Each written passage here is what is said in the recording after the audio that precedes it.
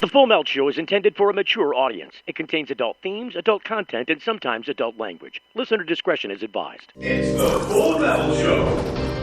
Will Connecticut become the next state to legalize recreational marijuana? This is the map. Washington, Colorado, Oregon, Alaska, and Washington, D.C. have already done it. There's a bill now in front of our state legislature that would make recreational pot legal here in Connecticut. Backers say it would help with the state's budget deficit, but is it a good idea? News 8's Bob Wilson live in Hartford tonight with the latest on that. Bob? You know, Darren, it depends on who you talk to. On the street, people are like, yeah, peace out, dude, I'd let the marijuana legalize it. Other people are like, you know what, it's dangerous stuff. It's a gateway drug. It leads elsewhere. We've even done a web survey where I looked at it earlier, and it was pretty much split down the middle. Add Governor Malloy to the no part of that. But no matter how you look at it, it does have consequences. Last year, one lawmaker tested the waters and floated a bill legalizing marijuana. It never made it up for a vote. This year, it's back again, but many people coming out adamantly opposed to it because of the heroin epidemic sweeping Connecticut. Research has shown that marijuana can lead to harder drugs like heroin. One mom told us how her son's serious drug habit all started with pot. Yeah, my son, shortly after graduating, was very disappointed that he wasn't going to head off to the college that he wanted to go to, and marijuana was his first choice, and moved to Percocets very quickly. Tammy Dela Cruz says her son has been able to get help and stay clean since last year. And she's telling her story in hopes she can save other mothers some pain. It does have to get out there to show that everybody's life matters. You know, addiction is a disease, and we have to recognize for what it is. Well, it's known that marijuana is a gateway drug. It goes well beyond that. According to a drug counselor we talked to, Dr. Craig Allen, he says at Rushford they see people come in who are addicted to marijuana, and he says they think of it as a spaced-out, laid-back drug, but it can have some serious repercussions. We know that marijuana itself can, in some cases, lead to psychosis. Governor Malloy believes Connecticut should not legalize marijuana. In 2011, he did support decriminalizing the drug, which he says resulted in 8,000 fewer arrests.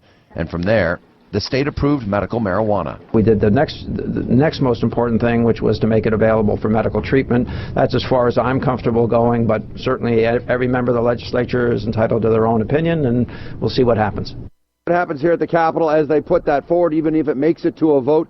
I will tell you that a lot of the other states inside New England are considering it, or at least have some form of it before, and they're researching it. Some lawmakers from Massachusetts flew out to Colorado to see how that worked out there. It's a hot button issue. A lot of people weighing in about it, and it's got some consequences. I'm Bob Wilson, reporting live at the Capitol, News 8. Are you high? What are you talking about? This is the Full Melt. The Full Melt Show. A marijuana discussion about news, culture, politics, and lifestyle. FullMelt.com. Toll free. 844-420-TALK. 844-420-TALK.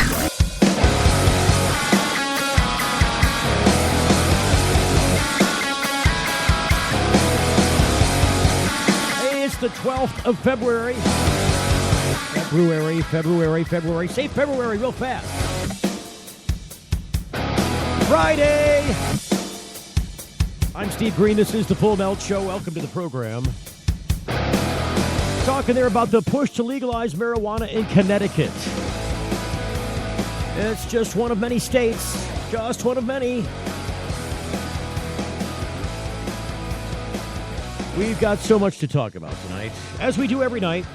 On the show this evening, the proposed sick tax in Rhode Island, Tommy Chong, Bernie Sanders, and Chong's Choice, and they aren't training police dogs in Vermont anymore on how to smell the weed that doubles lettuce.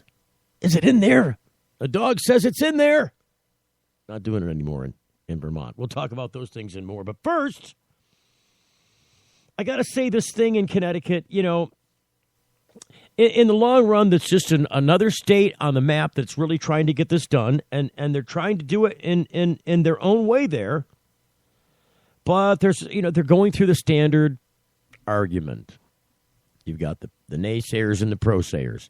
And just like the reporter there from the local TV station that you heard that clip from, the population is divided on this.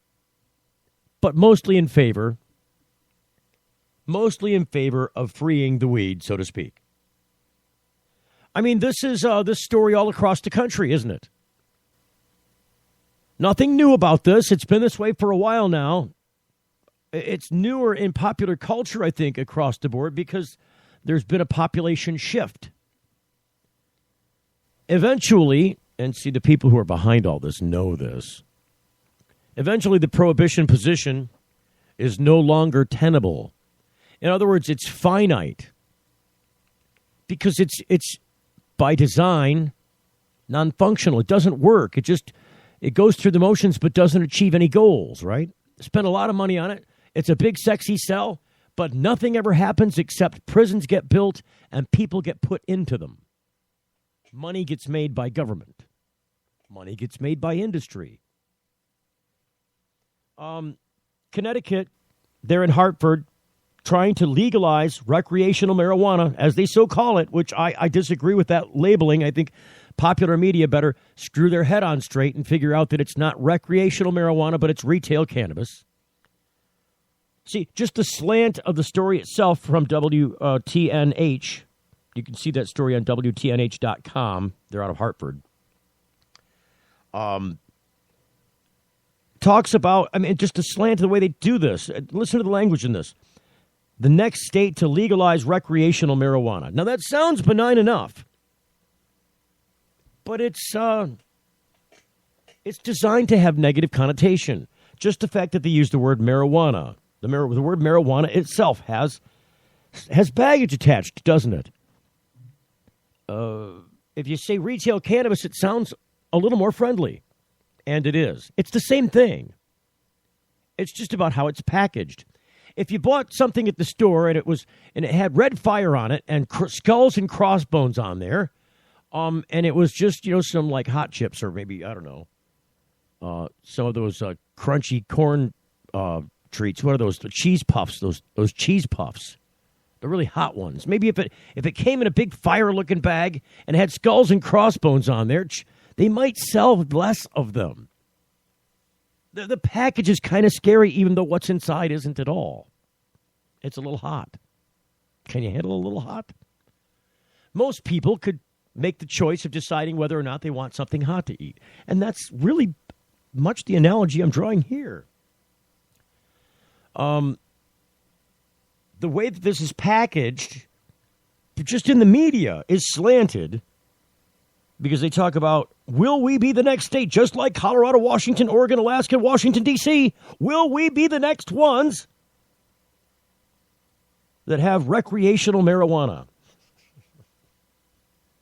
I don't know. Will you be the next ones to allow people in to have some recreational alcohol? People, we don't refer to it that way because it's not. But if you told the Liquor Association that they had to start marketing their wares based on the fact that they had to use the term recreational alcohol, such and such brand is a recreational alcohol product. No. It's just retail alcohol. It's consumer branded. It is what it is. But, so you got the pluses and the minuses that are the old argument that gets made every time this gets hashed out in any state. And they're the same arguments. They really haven't changed that much, especially in the past maybe 5 or 6 years. Unless you want to drag in and out the oil question.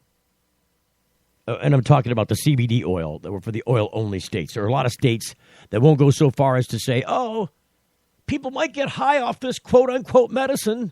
God forbid. Oh, it's such a terrible thing. Good Lord. I mean, really. Listen how they talk. Mother Tammy Delacruz told us how her son's serious drug habit all started with pot. My son, shortly after graduation, was disappointed that he wasn't heading off to the college she wanted him to. Marijuana was his first choice, and he moved to Percocets very quickly. Really? Did he move to the Percocets from the marijuana? Where did he get the Percocets from? That's what I want to know. Were they out of your closet? Were they in your bathroom? Was this parental irresponsibility? Where do you get the Percocets from? Yeah, I would say that there is a broader question at play here. I'm not suggesting that people use substance at all. But I'm saying that if people do, it's just not the end of the world. It's not. Is it an adult question? Absolutely. Is this for something for kids to meddle with? Probably not. If it happened, is it going to be a real big problem? I was going to say no. Not unless you turn it into one. You can arrest people and label them and, give them criminal records and make it so they can't become employed and further their criminal retreat into the black market because it's the only place you'll let them exist. Yeah, you could do all that. Will it do your cause any good? I'm going to say no. Will it do society any good? I'm also going to say no. Will it do your neighborhood or community very well? I think you know the answer to that question. Sometimes I get on a rant about this stuff because I can't help it. Some of these arguments are just so silly, and I've grown tired of them. While it is known that marijuana is a gateway drug, it goes way beyond that. According to a drug counselor we talked to, Dr. Craig Allen, works for Rushford, and they see people who come in were addicted to marijuana. What is a marijuana addict? Can you tell me what that is? When do you know you become addicted to marijuana? Because I've never seen marijuana withdrawal beyond some psychological hooks, but beyond some it would be nice to be high right now, but I'm not, so I'm kind of grumpy. I don't see anybody knocking over liquor stores, so to speak, so they can get some weed. It doesn't happen. That story is entirely fiction. We know that marijuana itself in some cases can lead to psychosis. Well, yeah, so can a lot of things lead to psychosis. Namely, the story here and the slant from which it's told, that'll lead to psychosis all by itself. Governor Malloy believes Connecticut should not legalize marijuana. In 2011, he did criminalize the drug, which he says, or decriminalized the drug, which he says resulted in 8,000 fewer arrests. And from there, the state approved medical marijuana. We did it the next most important thing to make it available for medical treatment. And that's as far as I'm comfortable with going. Really? That's all you want to do? When? Oh, there's so many opinions. Opinions are like a-holes. We all got one. And so does Mr. Donald Trump. Donald Trump talking to Fox News, talking to the Fox today about pot. We'll hear what he had to say coming up next.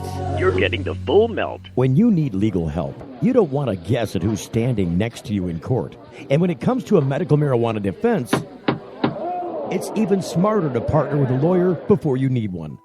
Based in Royal Oak, David Rudoy has a proven history of not being afraid to take your case all the way to the Supreme Court and win. Find the law offices of Rudoy Law at RudoyLaw.com. RudoyLaw.com is a quick reference on your rights concerning Michigan medical marijuana and up-to-date news. That's RUDOI Law.com. Call 248-935-9074 now and talk about your legal needs, because at RudoyLaw.com, we don't just stand up for you, we stand up with you. RootMetrics, in the nation's largest independent study, tested wireless performance across the country. Verizon won big with 153 state wins. AT&T got 38, Sprint got 2, and T-Mobile got 0. Verizon also won first in the U.S. for data, call, speed, and reliability. AT&T got text. Stuck on an average network? Join Verizon, and we'll cover your cost to switch. It's Steve Green for the Sweet Leaf in Flint, because now getting safe access to medical cannabis patients in Flint, Michigan is never more welcoming. Presenting the Sweet Leaf, a brand new patient experience, bringing 12 carefully selected caregivers housed in 9 separate offices to distinctly assist you with their knowledge and reputation for excellent patient care. Classes and training coming soon in the large community room. Check it out in person, 400 South Door Highway, or call 810-259-2571. The Sweet Leaf Center in Flint, 810-259-2571. What's up with these things, Victor? We decided to give ourselves stickers for each feature we release. We read about 10,000 suggestions a week to create features that, as traders, we'd want to use. 10,000 suggestions? Who reads all of those? He does. For all the confidence you need, TD Ameritrade, you got this. Introducing Sacred Elements, a place for natural and alternative healing for the mind, body, and soul. Sacred Elements. It's one place, all solutions. Registered, licensed, certified, ordained. Sacred Elements. Massage, hypnosis, Reiki, Sacred Elements. raindrop, aroma and color therapy, body detox, ministry, life coaching, weight and nutrition counseling. Sacred Elements. Next to the Sweet Leaf, 400 South Dorr Highway, Flint. 11 to 7 daily, closed Sunday. Call 810-259-2570. It's the Full Melt Radio Show. Radio show. The girl in the pastry shop with the net in her hair is making a cannoli for you to take on your hike. So you can hear the Full Melt Show Monday through Friday from 7 until 8 p.m. Eastern Daylight Time. We're in the Daylight Savings Time right now. Do you have Daylight Savings Time where you're at? I don't know. Not everybody does the Daylight Savings Time. It's mostly due to school. Don't get me off on that thing, because I'll start talking forever about how schools are antiquated. And the whole purpose that there's a 9-month school season and a 3-month summer season is so that the kids, while they're at home, can do the agricultural necessities of maintaining a farm in the summertime for food production in this country.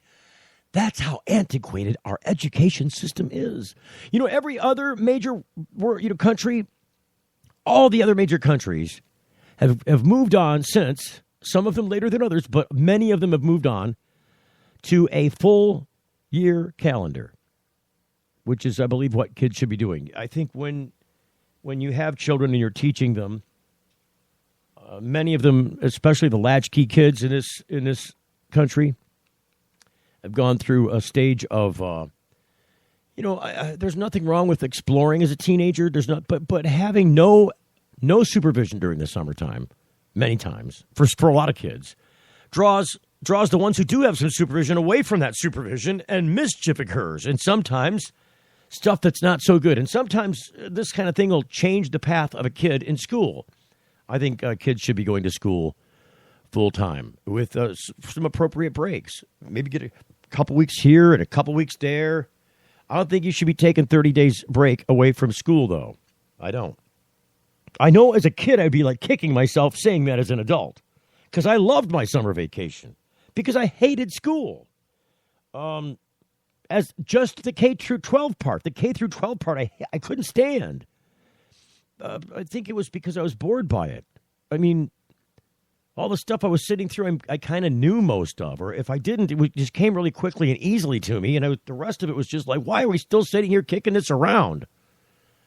So I kind of hated school. When I got into college, though, I loved it, because then I could pick what was going on, and I could, learn at my level instead of, being drugged back with other people or pushed forward with others. We got to figure out how to teach our kids here at home. Donald Trump would like to tell you that, marijuana is still something that he wants to think about. He seems awfully evasive, if you ask me, this whole business about Trump and talking cannabis. Because he did ask the people at Fox News. You wanted to know what he said to the people at Fox News? Well, I might just tell you. High Times reporting on this today, and of course the original story came from Fox as he spoke to Bill O'Reilly. Donald Trump seems to like the O'Reilly show. No spin, he says. I don't know. It seems like spinning and tumbling is all that Donald Trump has done as Republican presidential candidate, now hedging his position on marijuana legalization, but 100% in favor of medical marijuana. Nonetheless, Trump's stated position on legalization is evolving because he has acknowledged that in some ways legalization is good. Trump, speaking to Bill O'Reilly on Fox News this week, was asked about his position on marijuana legalization in Colorado. After expressing some concern over the health effects of marijuana, he was pressed further by O'Reilly about what he would do to stop it. Then Trump confessed to say that I would really want to think about that one, Bill, because in some ways I think it's good and in other ways it's bad. But then Trump hastened to point out his unequivocal support for medical marijuana, explaining, quote, I know people that have serious problems, and it really, really does help them. Trump's cautious approach to legalization is based on uncertainty, as he sees it, about the impact of legal marijuana on people's health as they use it. He ignored O'Reilly's opening claim about, quote, dealers, all the pushers, going to Colorado, loading up on pot, and then zooming around the country selling it. consuming around the country. Really? Really? When asked if that concerned him, Trump responded that, quote, it's a real problem, he says.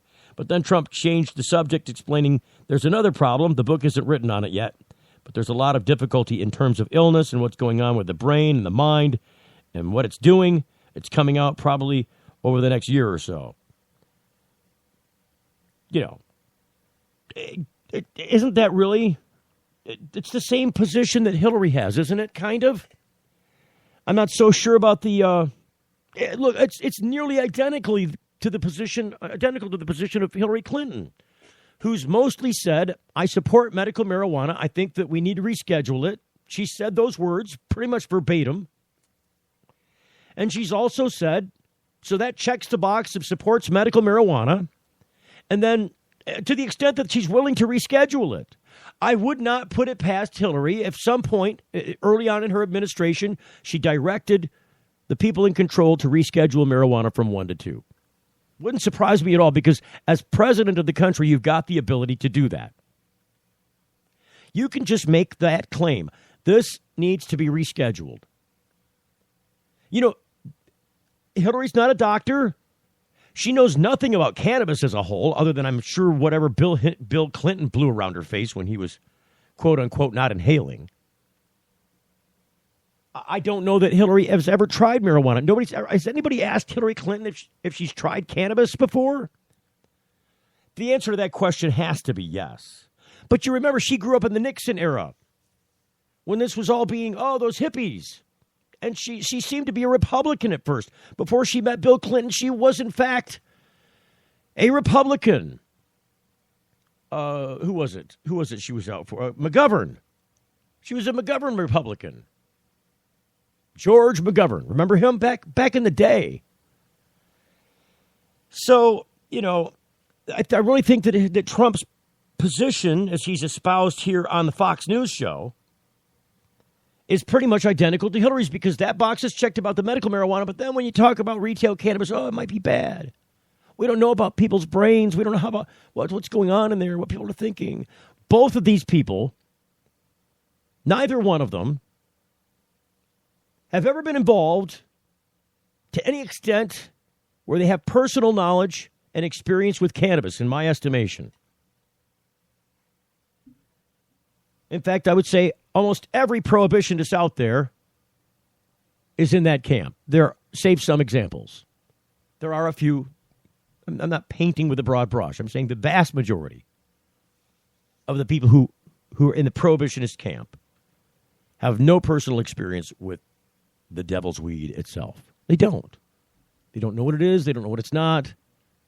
And I just get that picture of the 2-year-old kid holding his nose while mom's trying to feed him green beans. No, I don't want the green beans. I don't want the green beans. Well, have you ever had the green beans, Chucky? No. Why don't you try a green bean? No, I don't like the green beans. How do you know, Chucky, if you don't like the green beans unless you try a green bean? Just try one. If you don't like them, you don't have to have them. But you're not telling me you don't like them until you've tried one. How about you become familiar with the green beans? Just get close to the green beans. Look at the green beans. Roll them around a little bit. Decide if they're that scary or not. Maybe smell a green bean. Maybe pick one up and touch it and see what it feels like. None of these people have ever done that with cannabis. And so I think on the subject, my vote is neither one know what the hell they're talking about, with the exception of them jumping on the bandwagon of medical marijuana because that's what everybody else seems to be doing. Look, if you're not leading on a subject, if you jump on the bandwagon, the public is already on. Leading on a subject means taking people out of their comfort zone and saying, look, this is the way we need to be going. Who's leading here? You know who's leading? Feel the burn. That's who's leading. I mean, this is an old Jewish man. He's grandfatherly to almost everybody that I could think of as an adult. Here's an old, wise man who's decided that this is not a war on drugs. It is a war on citizens of our country at great expense, great cost, both socially and monetarily. as well as costs to our entire fabric. And it's not something that's being done by the drug. It's something being done by your prohibition. This is a man who's leading. More on that story from High Times. Trump hastened to point out these other things. It really does help him, he says. These medical people asked then if he would stop it. Trump paused, hesitant to comment, to commit himself as a presidential candidate to push back against Colorado's program. See, he doesn't, as mouthy as he is, he doesn't want to wade into the weeds on this. I do want to see what the medical effects are, he said. At least he's willing to try the green beans. See, he's willing to kick them around a little bit. He's willing to smell them. He's not standing there holding his nose and saying no, no, no, like the rest of America that considers themselves leaders, both Democrats and Republicans. Who's that? Debbie Wasserman Schultz, the head of the Democratic Party there? She's a big she's a big marijuana naysayer. So's who else is the lady, the senator from Michigan? I remember she grew up in the Fowlerville area when she was a Michigan representative. For crying out loud, what is her name? State Senator. It's just escaping me at the moment. You see why? Because it never comes up in the cannabis combo. The conversation about cannabis with this senator never happens. Why am I missing her name now? It's going to bug me until I remember it. There's only 2 senators in Michigan, Steve. Who are they? Who are the senators in Michigan? That's what I want to know. Because I know the answers to this question. I just can't kick them out of my head for some reason. Oh, that's right. You got Gary Peters and Debbie Stabenow. Talking about Debbie Stabenow. She was a representative in the Livingston County area when she was a state rep, and then she went on to become a state senator. Now, these are Democratic representatives. Neither one of these senators in a state that has medical marijuana blatantly, patently wiped across the state at the people's request, not at the state's request. These are initiatives done by people.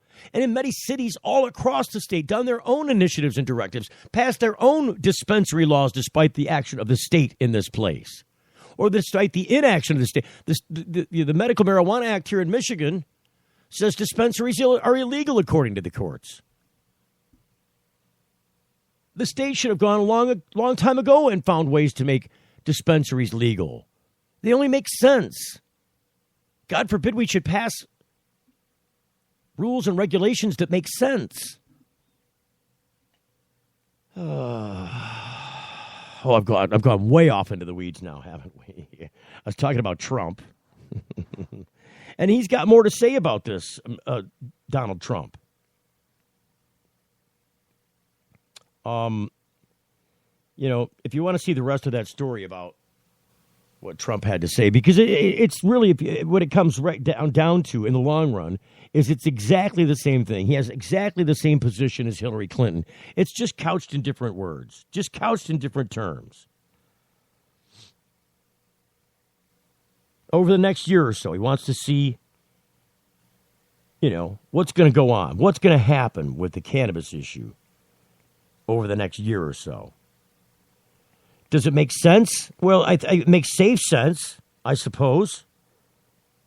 Is it a good thing? Is it a bad thing? Can't you give us a good answer about this, Mr. Trump, aside from, I'll support medical marijuana, but in some ways you think legalization is good, but in some ways it's bad. What part's good, what part's bad? I don't think you understand yourself yet. Have you tasted the green beans, Mr. Trump? Trump has a commanding lead over his opponents for the Republican nomination for president. Judging from this interview, he does not believe it will hurt him politically to support medical marijuana or to consider the benefits of legalizing recreational cannabis. On the other hand, the High Times article reads, the greatest opposition to marijuana legalization is among Republican voters and his recognition of some concern over the issue, given his campaign to win the Republican nomination, is politically astute. Trump was originally for legalization in 1990 as the only way to win the war on drugs, but has expressed his reservations about legalization during this campaign. His rivals in the nomination contest have all expressed reluctance to interfere with state-level legalization policies because they believe states have the rights to set their own policies. Trump's comment to O'Reilly that legalization is good in some ways moves beyond tolerating legalization as a state's right by recognizing the potential public policy benefits of Colorado's approach. And that's one of the only good things I have to say about Mr. Donald Trump. Hillary has still, I think, on this subject been more conciliatory, more reserved, more cautious, more elderly. She's older in this position than the age of Bernie Sanders, who I believe would be the oldest elected president if we did it. I mean, can you imagine? Ronald Reagan, how old was he? I asked this question before. I got to look it up now. Ron Reagan, age when elected. Ronald Reagan was a spry. How old was he? 69 years old. So he's almost 70 years old when he was elected. Bernie Sanders, how old is Bernie? Bernie Sanders right now is 74 years old. So he's a full presidential term older than Ron Reagan when he was first elected, assuming that it happened. Bernie Sanders is no actor. Bernie Sanders is no Ron Reagan, for sure. I think if it's like matter and antimatter. If you put Ronald Reagan and Bernie Sanders in the same place at the same time, an explosion would occur of massive force. Don't let the ISIS get control or hold of both Ronald Reagan, God rest his soul, and, R.I.P. by the way, I said that, isn't that redundant? And Bernie Sanders at the same time, because if you put them in the same room, if you put them on the same flight, there might be an explosion. You wouldn't need some guy holding a computer bomb up against the wall so when it goes off, he gets sucked off the side. Epic fail. I mean, how stupid do you have to be as a suicide bomber than to fail your mission? Now, we're not quite high enough yet. Screw it. Let's push the button. Kaboom. Oh, here I go. It's too soon. All right, we'll be back for the break with a little more news. We'll see you on the other side. Hang on. You're getting the full melt. I've seen things no man should bear, and those that every man should dare. From the beaches of Normandy to the far reaches of the earth. In my life, I have lived millions of lives. I've outrun robots and danced with dinosaurs. I've faced the faces of fear and fortitude and witnessed great beauty in the making. I've kept the company of kings and queens, but I'm no royalty or saint. I've traveled, trekked, wandered, and roamed, only to find myself right where I belong. Jeep. See your authorized Jeep retailer for details on how you can become a Jeep owner. We asked people to tell us something that happened in their past and something that might happen in their future. The good things were put on yellow magnets and the bad ones on blue. The results show the past was a pretty even mix of good and bad, yet the future was almost all good things. Now that you've seen the results of this experiment, what does it mean to you? We all want to think about positive stuff. Realistically, there will be downtimes. It's great to think optimistically, but let's plan for whatever the future might bring. Prudential, bring your challenges. If you're like us, your pets aren't just animals. They're members of your family. Pet Pain CBD hemp oil drops are great for aging as well as active dogs and cats. Some people are apprehensive about hemp treatments for pets. They ask us, what are you smoking? Absolutely nothing, and neither will your pet. Like other hemp-based products for humans, the allure is all of the benefits of cannabis without any of the high. The CBD oil has shown to rejuvenate the bones, joints, brain, stomach, eyes, and heart. And the drops contain absolutely no corn, wheat, soy, artificial colors, and flavors. or preservatives. Pick some up today. Visit petpain.com or ask for Pet Pain at your local pet store. Petpain.com. CBD relief for your pet. It's the Full Melt Radio Show. Tonight we are victorious. Champagne pouring over us. All my friends were glorious. Tonight we are victorious.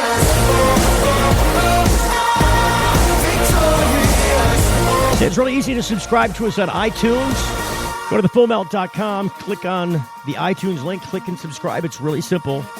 Also finding the Facebook and Twitter links at that spot. Told you we'd talk about some other stuff here today. What were those subjects? Oh, yeah. The proposed sick tax in Rhode Island. Have you heard about this? I mean, that's what they're calling it at this point. This is an old argument as well. This is just reframed in another way. I'll reiterate so that you might get a feel for it. This according to ProvidenceJournal.com out of Providence, Rhode Island. The ACLU joining medical marijuana patients and caregivers in decrying new fees and limits on the plants they grow. The administration of Governor, is it Raimondo? Governor Raimondo has proposed requiring a tag for each plant and charging patients $150 for each of the 6 plants they may cultivate. What? 150 bones? That's a pretty steep tax there, Mr. Raimondo. The fee would be $350 for caregivers. What? Who can provide medical marijuana for up to 5 patients and cultivate 24 plants. So, I'm just going to remind you again, $150 each for each of the 6 plants that they have as just a growing. If you're going to grow for yourself, they're going to charge you $150 for each of the 6 plants. That's a lot of money. That's $600, $700, $800. That's $900. So now I wonder if that's $900 for the year, or is that per plant? Because you could get, maybe 3 if you did a regular grow out of. You could get maybe 3 grows a year like that. 3 times, about 3 grows a year from cradle to grave for each plant. If you're going by plant, not by cycle, right? I mean, that's. The governor's proposed requiring a tag for each plant and charging patients $150 for each of the 6 plants that they may cultivate. $350 if you're caregiving. Now tell me how this makes any sense at all. So if you're going to charge $350 for each of 24 plants, how much is the caregiver squeezing out as tax to grow marijuana for sick people? Almost as if this guy's going to make some money somewhere if the tax man doesn't take the balance. Basically, these people are many times working for free. You want to know how bad this is? I'll tell you how bad this is. Let me just give you a quick example, because this, if anything, will tell you exactly what I'm talking about. This is a story. You heard this on. I saw this last night on ABC's World News This Week. I think that's what you call it. World News Tonight. It's David Muir's show. Let's see if I can find this clip here. It's right here somewhere. Here we go. This is the clip I'm talking about. It might take a second to open up, but here we go. Listen to this on ABC News last night, talking about money and the tax man on medical marijuana shops. Here we go. I think. Next tonight, authorities say the IRS agent caught up in an FBI sting. All of it was caught on tape. ABC's Clayton Sandell with more. Morning. This is the moment prosecutors say an IRS agent accepts $15,000 in bribe money captured by an FBI hidden camera. That is now former IRS agent Paul Hurley meeting last year with the owner of this Seattle medical marijuana shop being audited. Hurley allegedly told the owner his leniency during that audit saved the business more than $1 million. The way I wrote it up was just like, there's no money here. We're never going to see the money. In exchange, Hurley allegedly wants owner Ryan Kunkel to pay up $20,000. But Kunkel goes to the FBI. A sting secretly records their first meeting at a coffee shop. You think we're going to be okay, though? I'm 99.99% sure we're good. Hurley's attorneys claim the $20,000 was not a bribe, but was payment for a job to perform accounting services. Right after this meeting, Hurley is busted. He's pleaded not guilty. A jury is now deciding Hurley's fate. If he is convicted of bribery, he could go to prison for 15 years. David? You see what I'm talking about? So first off, this guy is acting as an IRS agent, right? He's an IRS agent, and he's auditing the financial statements, the tax statements, sure, the tax returns filed by the business there in Seattle. So he's already acting as an agent of the IRS, and he's doing an audit.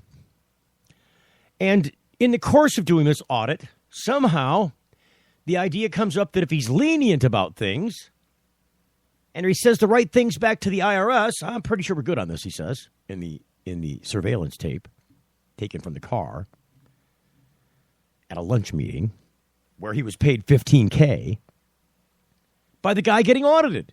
Now, the FBI is saying this guy's the IRS agent is really taking a bribe here. And the IRS agent and his lawyer are saying, no, this isn't a bribe. This money is for services that I provided this person, this individual, independently as accounting services. So I know I was auditing the other end, but I'm also on this end acting on his behalf because there's nothing that says, just because I'm an IRS agent doing an audit, that I can't also be employed by the person or company that I'm auditing. And so I got a fee of $20,000, for which he probably still owes me $5K because he was supposed to be handed $15,000 in this sting operation. And here's what blows my mind. The guy that's getting audited by the IRS is turning in the IRS agent. Like this is going to do him much good in the future for his business. I mean, you would think that a guy like this would keep his mouth shut. Let me see. I give you $15,000 or $20,000. You do some auditing that tells the government that I don't owe the $1 million+ that you claim that I have due in back taxes. I think they're probably referring, an educated guest tells me, that they're referring to the crazy E section of the law. I don't remember. There's a 102DE, I think. Or I can't remember. 102E, 10E. I don't remember. There's some section, some part of the code that says ill-gotten gains are taxed at 90%. What are ill-gotten gains? Well, illegal drug proceeds, perhaps. So they don't let you take any deductions, standard business deductions. If you're a dispensary or any business trading in the business of cannabis, I'm talking about, medibles companies. I'm talking about anybody that's using THC actively as a part of their transactions in a business way are breaking federal law. And because of that, the IRS has an inclusion in their tax policy that says you don't get any deductions. You can't deduct your rent. You can't deduct your employees' salaries. You can't deduct health insurance costs. You can't deduct the light bill or the gas bill or any utility. You can't deduct the costs of the supplies that you use in handling and packaging your materials, all those labels and bottles and all that stuff. No scissors for trimming. None of that stuff is deductible. What is deductible? The actual cost of producing the plant. They'll let you deduct that. Yet here's the wonderful, wonderful place in Rhode Island known as Providence, with Governor Raimondo demanding a $150 bounty for each of 6 plants that patients may choose to grow under their medical marijuana program. And if you're a caregiver and can grow 24 plants, we want $350 per plant. Not that guy's making any money. Patients and caregivers gathered in the office of the Rhode Island ACLU to complain that the costs, which they labeled a 6 tax, will make it virtually impossible for them to afford an effective medicine that isn't covered by insurance. They said they can't afford the prices at the state's 3 compassion centers, which are licensed to sell medical marijuana. So they're already foregoing. See, here's my take on this. Here's where Mr. Robin Hood goes into play and why. You see, he's encountered the same problem with his state's medical marijuana program, quote unquote, that I say Illinois is going to have the crisis of next. The marijuana in said institution is too expensive for patients to purchase, so they use the alternate method of growing it for themselves or finding a caregiver to do it for them. So those big expensive licenses that have to be duplicated periodically in way of fee and recertification have zero value when the medicine you're growing has a cost attached that is yet so high that patients won't touch it with a 10-foot pole when it gets into the retail establishment. I mean, if nobody's going, they'll go in there gladly and window shop all day long. But if the black market price of cannabis, or if their legal route through a caregiver or growing it themselves exists at a cheaper price, even though it's not a cheap adventure to do any of that, that's still the cheaper route, they're going to take it. What makes you think they're not going to take that route? Seriously, where's the logic in this? Can somebody point the bright beam of light on the logic in this situation? Because I am blind to it. Moving along. Because you don't want to get me off too much in one place. I'll rant forever, the show will go by, and nothing else will get done. Tommy Chong, that's what I want to move on to, because he seems to do the same thing that I do and feel the burn. I'm feeling the burn. The more the burn is burning, I feel the burn. Where are you on this question? Forbes is talking about Tommy Chong, Forbes magazine. And there are 2 big subjects that Forbes is talking about. Well, at least Tommy's talking about. 3 big subjects Forbes is talking about in this article. Tommy Chong, Bernie Sanders, and Chong's Choice. Wait a minute. Is it Chong's Choice is Bernie Sanders? Or is it that Bernie Sanders is Chong's Choice and there's something else? Oh, Chong's Choice is his weed brand, you see? It's a confusing headline. We'll pick it apart. What does Forbes have to say about Tommy Chong, the mellow man that he is, Bernie Sanders, and Chong's Choice brand cannabis? You're getting the full melt. Promotional consideration provided by NoSmell.com, pioneering the storage market for cannabis users. The NoSmell patented bag technology offers users 100% smell-proof detection from even the most sophisticated of noses. NoSmell.com, so nobody knows. When placing your order for a NoSmell bag, make sure to use discount code FULLMELT and take 10% off the entire order. Learn more about NoSmell technology at NoSmell.com. Young students are our future. They're eager to learn, eager to succeed, eager to make the world a better place. And they want to make it to school safely. Share the road, take care when passing, and always leave 3 feet between you and people on bikes. Bikes are legal road vehicles. We're all drivers. When you need legal help, you don't want to guess at who's standing next to you in court. And when it comes to a medical marijuana defense, it's even smarter to partner with a lawyer before you need one. Based in Royal Oak, David Rudoy has a proven history of not being afraid to take your case all the way to the Supreme Court and win. Find the law offices of Rudoy Law at RudoyLaw.com. RudoyLaw.com is a quick reference on your rights concerning Michigan medical marijuana and up-to-date news. That's RUDOI Law.com. Call 248-935-9074 now and talk about your legal needs, because at RudoyLaw.com, we don't just stand up for you, we stand up with you. If you're like us, your pets aren't just animals. They're members of your family. Pet Pain CBD hemp oil drops are great for aging as well as active dogs and cats. Some people are apprehensive about hemp treatments for pets. They ask us, what are you smoking? Absolutely nothing, and neither will your pet. Like other hemp-based products for humans, the Allure is all of the benefits of cannabis without any of the high. The CBD oil has shown to rejuvenate the bones, joints, brain, stomach, eyes, and heart. And the drops contain absolutely no corn, wheat, soy, artificial colors and flavors, or preservatives. Pick some up today. Visit petpain.com or ask for Pet Pain at your local pet store. Petpain.com. CBD relief for your pet. Hey, it's Steve Green for the Sweet Leaf in Flint, because now getting safe access to medical cannabis patients in Flint, Michigan is never more welcoming. Presenting the Sweet Leaf, a brand new patient experience, bringing 12 carefully selected caregivers housed in 9 separate offices to distinctly assist you with their knowledge and reputation for excellent patient care. Classes and training coming soon in the large community room. Check it out in person, 400 South Dorr Highway, or call 810-259-2571. The Sweet Leaf Center in Flint, 810-259-2571. 571.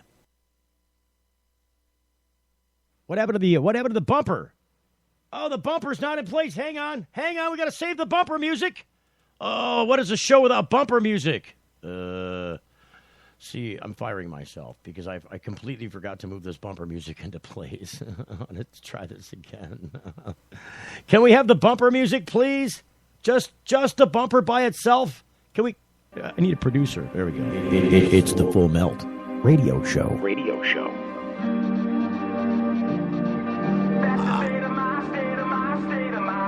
I was just gonna say. 844-420-TALK is the number to call if you ever want to say something on the show. I don't know. Is there anything to talk about on this show? I'm not sure. Toll free, we make a toll-free line available to you. There's 6 of them. 1, 2, 3, 4, 5. There's 6 lines here. I counted right. There's a 7th line. It's a guest line. We didn't have a guest today, but you could be a guest on the regular lines. Toll-free, 844-420-TALK. Our program today brought to you by King Biscuit Medicated Flour and the good fine friends at Friendly's. You remember Friendly's? Do you know who Friendly's is? You don't know who Friendly's is? It's these guys. Right now at Friendly's, pay for this, get this. Pay for this, get this. Pay for, get. Pay for, get. Spend this, get this. 50% off breakfast Monday through Friday at Friendly's. Your day just got better. Okay, Friendly's is not a sponsor of the show. I just like to play Friendly's commercials. Just saying. I don't want to get in trouble with the Friendly's people, but you can get like a half-off special at the Friendly's right now. I'm just saying. You can rush down there to the Friendly's. I crack myself up. Maybe I'm the only one that I crack up, I suppose. You can get some Friendly's. It's like half off the Friendly's. I've always said that a food place would be a great advertiser on a program like this. I've said this since I started this cannabis-related radio show some 6 years ago. That the perfect marriage of advertiser and program on the radio is cannabis program and food advertiser. I mean, doesn't it make sense? I mean, if the core of your audience happens to be cannabis friendly, you might make the assumption that they're relaxing and listening to this entertainment/news show while enjoying the adult libation of cannabis, however they obtained it. You may make that assumption liberally. And you'd probably be correct, I would assume. Okay, you'd be correct. And then on top of that, you're offering a food product which said cannabis makes more friendly. And then if you've got a name like Friendly's on top of your food product, you see where I'm going with this train? I'm just saying. I promised we'd talk to you. We were talking about Tommy Chong. Tommy Chong in Forbes magazine in recovery after a second bout with cancer, spending a lot of time lying about in the sun. But that doesn't mean he stopped working. In fact, he's hustling harder than ever, according to this article, staking his claim as an entrepreneur as he builds something of an empire with his son, Paris. A really, really chill empire, mind you, but the effect is still impressive. In addition to comedy, his new enterprises include a talk show, a social media stardom, a political advocacy, a line of beverages, and a new Cheech and Chong film. Oh, and marijuana. You see, that's how you get busy in old age. And let's just face it, Cheech and Chong are no spring chickens. Lots and lots of marijuana helps him along the way. Medicinal and recreational, flowers, buds, and oil, edibles, and smokables, all under the umbrella of his new brand, Chong's Choice. Even the beverage Chong Water is infused with hemp. With sales of legal weed projected to hit $6.7 billion this year, he plans to be both a pioneer and bask in the satisfaction of an old friend finally getting his day in the sun. We're a distribution company, he says, of the brand. We found the best growers, tapped into their supply source, and used my name and celebrity to promote their product. Paris chimes in to highlight the pricing and ethics. He says, we're not charging a premium for this either. We're just trying to bring the best buds to the market. As of now, there are no other multi-territory branded weed companies operating in America. Chong's Choice is striding into the great green unknown. But earlier signs are positive. In addition to strong sales, a majority of Americans support decriminalized use, and medical marijuana is already legal in 23 states. Chong thinks it's only a matter of time before all the legal barriers fall, and I would much agree. Did you hear about his little stint with the Bernie Sanders thing?